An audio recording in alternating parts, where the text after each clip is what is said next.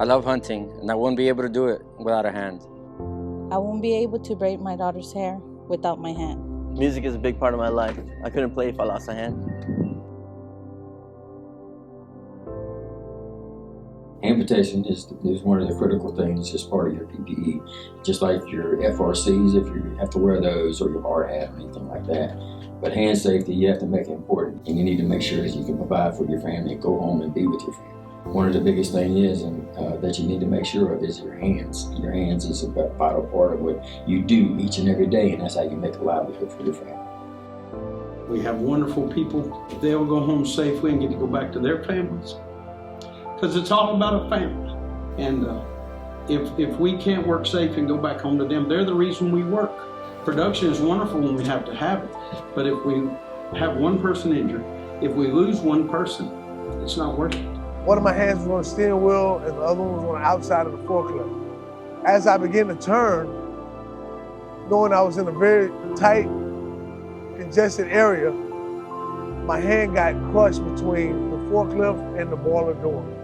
My mind was telling me to put it in reverse and back out, but I never put it in reverse. Instead, I just hit the gas and it crushed it more. Within hours, I was in the emergency room. By 0.2 millimeters, my hand wasn't crushed.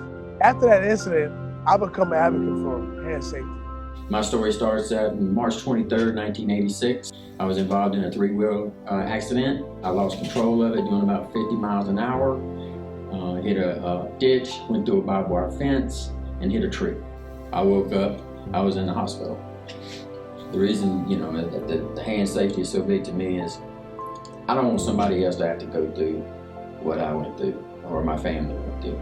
It was a big drastic change in my life. Like I said, I was right-handed, so I had to learn how to write, how to eat, just putting on your pants, putting on your shirts, putting on your tennis, learning how to tie a shoe, all that kind of stuff. So whenever we started having all the Brock programs in place, it helped us make sure and stop what we're doing and implement and enforce all the PPE that we used before. We didn't used to have that. We were more of productivity, get it done, and now with all these new programs and in place with the Brock, it kind of makes us make sure we can stop, pause, and have a word. Anybody, not just on the supervision work, helper up to craftsman to supervisor. Anybody can ask, stop. Don't feel in a rush to get something done and possibly get hurt. And sometimes we just need to be reminded. And I like the way that we are constantly going back through and reminding our employees, don't forget about this, don't forget about that. It's the little things that seem to give us more trouble than the big things. The big things are obvious, we all can see those. But to be reminded of the little things, that helps so much.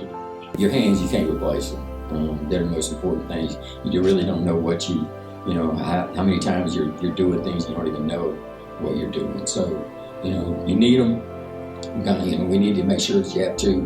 We're going to do our level best to give you a good, safe workplace and give you the tools that you need to go home to your loved ones every day. Our programs at Brock are geared to help us focus on what may be a potential hazard that we need to take into mind and pay closer attention to so that we go home the same way we came to work, and that is safe.